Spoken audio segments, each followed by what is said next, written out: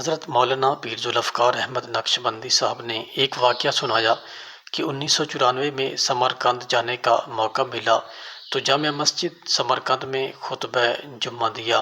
نماز جمعہ کے بعد چند نوجوان میرے پاس آئے اور کہنے لگے، حضرت آپ ہمارے گھر میں تشریف لے چلیں، ہماری والدہ آپ سے ملنا چاہتی ہیں۔ میں نے معذرت کر دی۔ مفتی اعظم سمرقند میرے ساتھ ہی کھڑے تھے۔ وہ کہنے لگے، حضرت آپ ان کو انکار نہ کریں، میں بھی آپ کے ساتھ چلوں گا، ان کے ہاں جانا ضروری ہے۔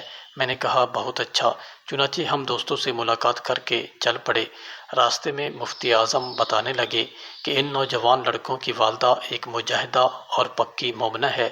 جب کمیونزم کا انقلاب آیا تو اس وقت وہ 20 سال کی نوجوان لڑکی تھی، اس کے بعد 70 سال گزر چکے ہیں، اس طرح اس کی عمر تقریباً 90 سال ہو چکی ہے۔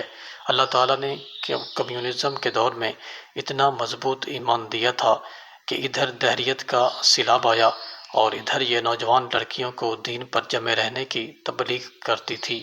ہم پریشان ہوتے کہ اس نوجوان لڑکی کی جان بھی خطرے میں ہے اور یہ دہریے قسم کے فوجی اس کی عزت خراب کر دیں گے اور اسے سولی پر لٹکا دیں گے، مگر وہ کہتی کہ میری عزت و آبرو اور جان اسلام سے زیادہ قیمتی نہیں ہے، لہٰذا یہ عورتوں کو کھلے عام تبلیغ کرتی رہتی، حتیٰ کہ سینکڑوں کی تعداد میں عورتیں دہریت سے توبہ کر کے دوبارہ مسلمان ہو گئیں۔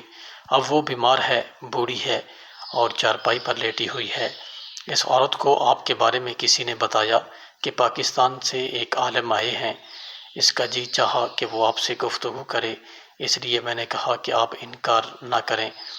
اس عاجز نے جب یہ سنا تو دل میں بہت خوش ہوا کہ جب وہ ایسی اللہ کی نیک بندی ہے تو ہم بھی ان سے دعا کروائیں گے۔ جب ہم ان کے گھر پہنچے تو دیکھا کہ صحن میں ان کی چارپائی پڑی ہوئی تھی اور وہ اس پر لیٹی ہوئی تھیں۔ لڑکوں نے اس کے اوپر ایک پتلی سی چادر ڈال دی۔ ہم چارپائی سے تقریباً 1 میٹر دور جا کر کھڑے ہو گئے۔ اس عاجز نے جاتے ہی سلام کیا۔ سلام کرنے کے بعد میں نے عرض کیا، اماں ہمارے لیے دعا مانگیے، ہم آپ کی دعائیں لینے کے لیے آپ کی خدمت میں حاضر ہوئے ہیں۔ جب میں نے عرض کیا تو انہوں نے چادر کے اندر ہی اپنے ہاتھ اٹھائے اور بڑھی آواز میں سب سے پہلے یہ دعا مانگی، خدایا ایمان سلامت رکھنا۔ یقین کیجئے کہ ہماری آنکھوں سے آنسو آ گئے۔ اس دن احساس ہوا کہ ایمان کتنی بڑی نعمت ہے کہ 70 سال تک ایمان پر محنت کرنے والی عورت اب بھی جب دعا مانگتی ہے تو پہلی بات کہتی ہے، خدایا ایمان سلامت رکھنا۔